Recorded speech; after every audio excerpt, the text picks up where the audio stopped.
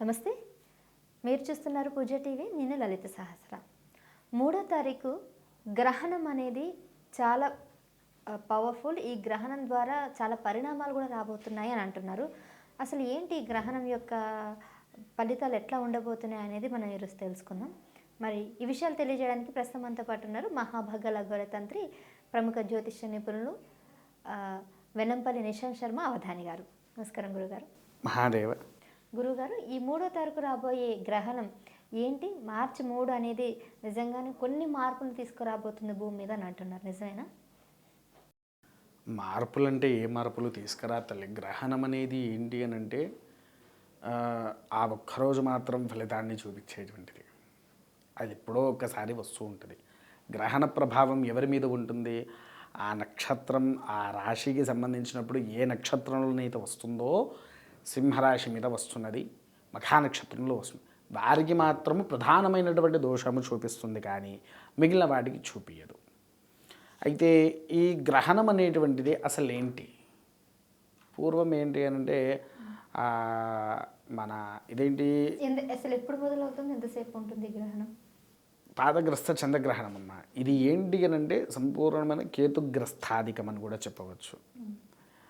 ఈ గ్రహణ ప్రభావం అనేది చాలా ఘోరమైనటువంటిది. ఎక్కువగా చూపించేది మాత్రం సింహరాశికే. కొంతమంది కుంభము, మీనము, కర్కాటకము అని చెప్తున్నారు, కానీ మొట్టమొదటి ప్రభావం మాత్రం ఉన్నది కేవలం సింహరాశికే.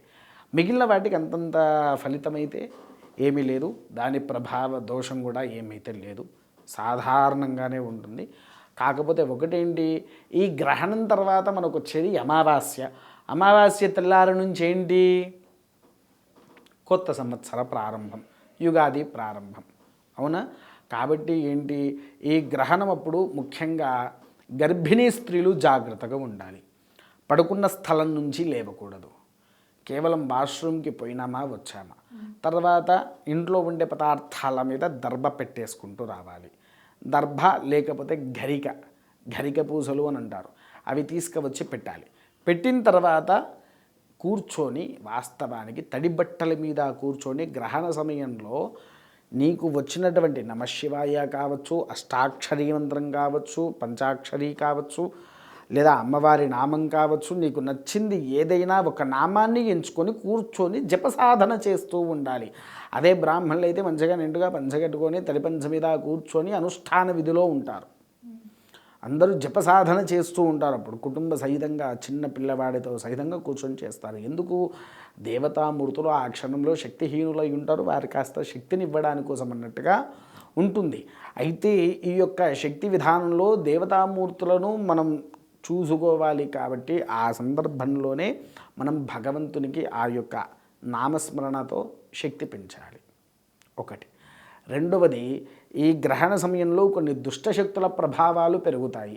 ఆ దుష్టశక్తి ప్రభావము తగ్గడానికి కోసము జపసాధన చేస్తూ ఉండాలి. అయితే ఇంకొకటి ఏంటి, గ్రహణంలో వాస్తవానికి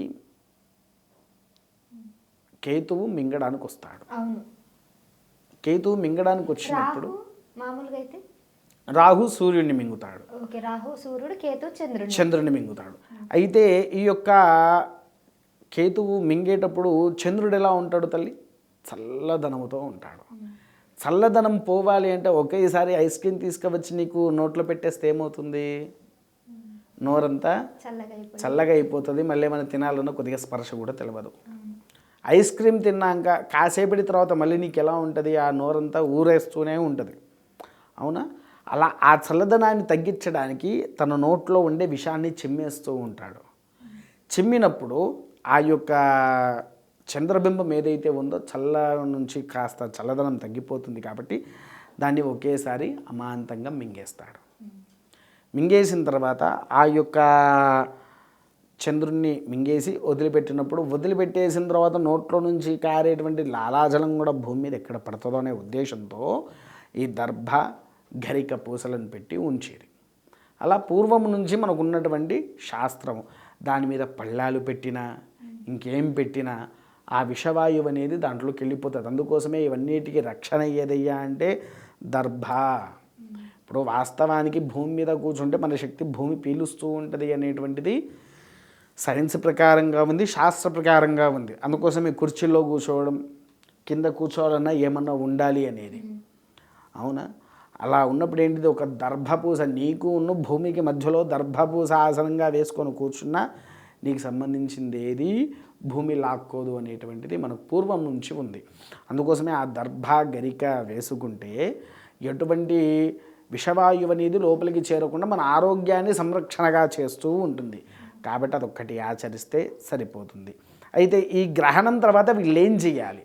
గ్రహణ దోషం ఉన్నవాళ్ళు వెండిలో చంద్రబింబము, బంగారంలో సర్పబింబము.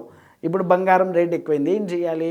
చిన్న రాగి మన బంగారం రేకు తీసుకొని దాని మీద సర్పముద్ర వేసి, సర్పముద్ర వేయించి స్వయంపాక దక్షిణ తాంబూలం అంటే బియ్యం పప్పు ఉప్పు కూరగాయలతో దక్షిణ తాంబూలాలతో ఒక బ్రాహ్మణుడికి, సింహరాశి వారు ఆ బ్రాహ్మణుడికి దానం చేస్తే నీకు దోషం అనేటువంటిది నివారణ అవుతుంది అనేటువంటిది మనకు పూర్వం నుంచి ఉన్నటువంటి శాస్త్రం.